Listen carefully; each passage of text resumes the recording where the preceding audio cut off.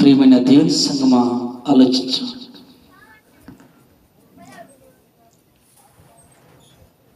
నువ్వు మనసిరి గలవాడైతే దేవుని వాక్యం దగ్గరికి నువ్వు రా.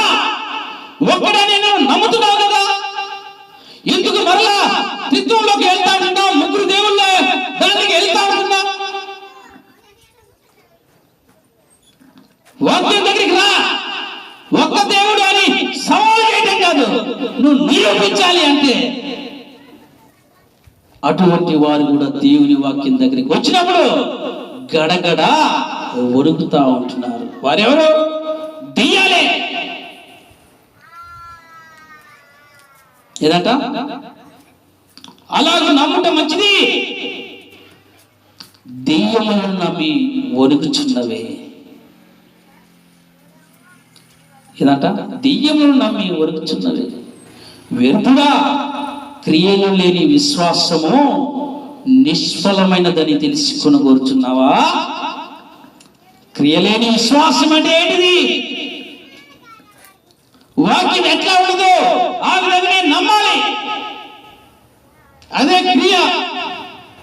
వాక్యాన్ని వాక్యంగా ప్రకటించడమే క్రియ. వాక్యాన్ని వాక్యంగా చెప్పడమే క్రియ. ఇది వాక్యం అని సవాలు చేయడమే క్రియ. ఆ క్రియ లేని విశ్వాసం వ్యర్థం. ఆ క్రియ లేకుండా ఇది వాక్యం అని తెలుసుకోకుండా దేవుడు ఒక్కడే నమ్ముకోండి అని చెప్పడం అది వ్యర్థం. కాబట్టి ప్రియమైన దేవుని సంగమా, క్రియలేని విశ్వాసము వ్యర్థం. అది నిష్ఫలమైనది. నిష్ఫలమైనదని తెలుసుకోనగోరుచున్నావా? ఎస్. అయితే విను. మన పితరుడైన అబ్రహాము తన కుమారుడైన ఇస్సాకును బలిపీఠం మీద అర్పించినప్పుడు అతడు క్రియ వలన నీతిమంతుడని తీర్పు పొందలేదా? ఏదంట?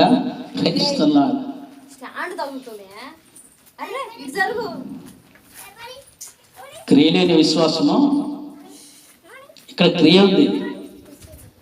నా దేవుడు సమర్థుడు. ఆయన వాక్యం అబ్రహాముకు తెలుసు. ఆయన వాక్యం అబ్రహాముకు తెలుసు. ఎందుకంటే అబ్రహాము దగ్గరికి దేవుని వాక్యం వచ్చింది. అబ్రహాము దగ్గరికి దేవుని యొక్క వాక్యం వచ్చింది కాబట్టి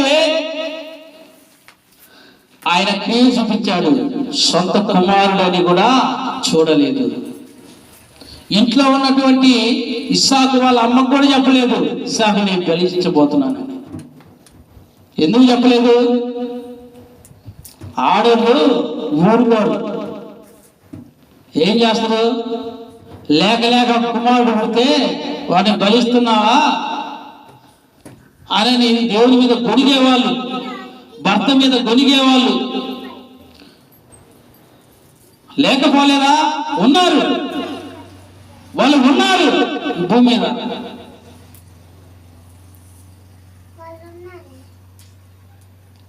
కాబట్టి ప్రియమైనటువంటి దేవుని సంగమం ఆలోచించండి. ఎందుకు తన భార్యకి చెప్పలేదు అని అంటే ఆమెలో సరైన విశ్వాసము లేదు. కానీ అబ్రహాము ద్వారా తన భార్య రక్షించబడింది. యోబును ద్వేషించలేదా తన భార్య? తన భార్య యోబుని ద్వేషించలేదా? ఇంకా ఎందుకయ్యా దేవుడా దేవుడా దేవుడా దేవుడా అని ఒళ్ళంతా చీము నెత్తురుతో, ఒళ్ళంతా పులుగులతో, ఒళ్ళంతా పుండ్లతో ఈ విధంగా బాధపడుతూ ఇంకా దేవుడు దేవుడు అంటున్నావా అని అన్నది. కానీ తన భర్త వల్ల ఆమె రక్షించబడింది.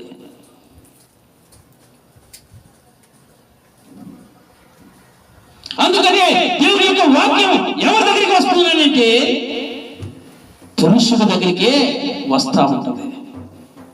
ప్రైజ్ లార్డ్, హల్లెలూయా. దేవుని యొక్క వాక్యం ఎవరి దగ్గర వచ్చింది? ఆయన శిష్యుల యొద్దకు వచ్చింది. ప్రైజ్ లార్డ్, హల్లెలూయా. శిష్యురాల దగ్గరికి రాలే. ఆ యొక్క ఇశ్రాయేల్లో ఉన్నటువంటి గోత్రాలు ఎవరు? ఆ గోత్రాల పేర్లు ఎవరి?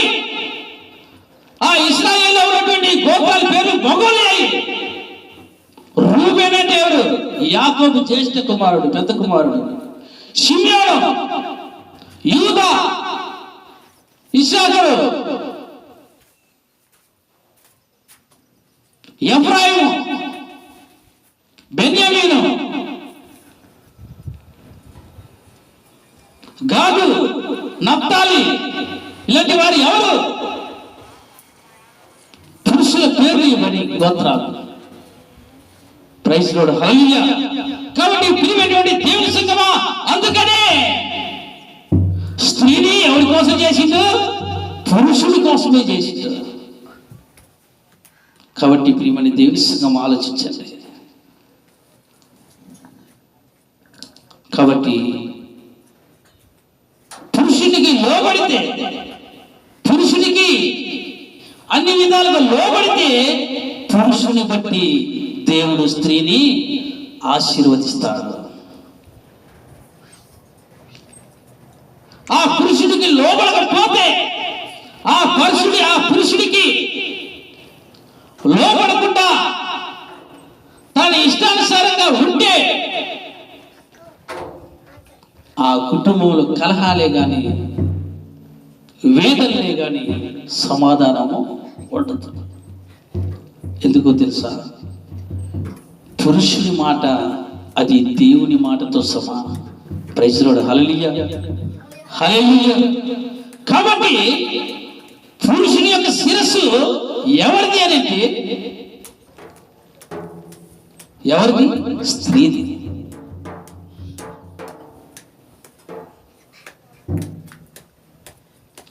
దేవుని యొక్క శిరస్సు ఎవరిది? అది పురుషుడిది. ప్రైజ్ లార్డ్, హల్లెలూయా. కాబట్టి ప్రియమైనటువంటి దేవుని సంగమా, దేవుడు ఎప్పుడు పురుషుడితో మాట్లాడతాడు, పురుషుడి ద్వారా స్త్రీతో మాట్లాడతాడు. తర్వాత ఈ కాలపు ప్రవక్త 7వ దూత ఏమన్నాడు తెలుసా? స్త్రీని దేంతో పోల్చాడు తెలుసా? ఆమె మంచి పరిచారకురాలు అన్నాడు. మంచి పరిచారకురాలు. దేంట్లో? పిల్లలను పెంచడంలో. పిల్లల్ని పెంచడంలో మంచి పరివర్తన కలిగే విధంగా దేవుడు ఆమెను చేశాడు. తన పిల్లల్ని పెంచడంలో, సరిగా పెంచడంలో ఆమె పోషణ ఉంది అన్నాడు. అది మంచి పరిచర్య. ప్రైజ్ లార్డ్, హల్లెలూయా.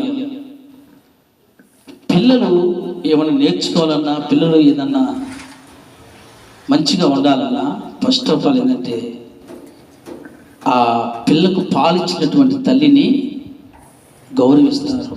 ప్రైజ్ లార్డ్, హల్లెలూయా. తండ్రి ఏంటంటే తండ్రికి అన్ని బాధ్యతలు ఉంటాయి కాబట్టి ఇంటి పట్టున ఉండడు. ఎందుకనంటే కుటుంబాన్ని చూసుకునేది ఒక తల్లి మాత్రమే. కుటుంబ అవసరతలన్నీ తీర్చేది ఒక తండ్రి. కానీ పిల్లల్ని పెంచడంలో స్త్రీ పాత్ర అది వెన్న తగిలింది అని బ్రెన్హామ్ గారు అంటారు. ప్రైజ్ లార్డ్, హల్లెలూయా. కాబట్టి ప్రియమైనటువంటి దేవుని సంగం ఆలోచించండి. ఈ విధంగా అనేక విధాలుగా దేవుడు ఈ విధంగా చేశాడు మనల్ని. అందుకనే అబ్రహాం తన భార్యకి చెప్పకుండా వెళ్ళి అర్పించడానికి సిద్ధపడ్డాడు. ప్రైజ్ లార్డ్, హల్లెలూయా. అయ్యా, నువ్వు వాక్యమై ఉన్న దేవుడవే, నీ మాట నేను ఎప్పుడు వెళ్ళలేదు. నీవు సర్వశక్తి గల దేవుడు, లేనిది ఉన్నట్టుగా ఉన్నది లేనట్టుగా చేసేటువంటి దేవుడు. కాబట్టి ఈ ఒక్కగాని కుమారుణ్ణి, నీవు మాకు ఇచ్చిన ఈ ఒక్క కుమారుణ్ణి నీకే సమర్పిస్తున్నాను, నీకే అర్పిస్తున్నాను అన్నప్పుడు ఆయన ఇస్సాకును కోరలేదు. కానీ ఎవరిని కోరాడు? పక్కన గొర్రె పిల్లను కోరాడు. ప్రైజ్ లార్డ్, హల్లెలూయా.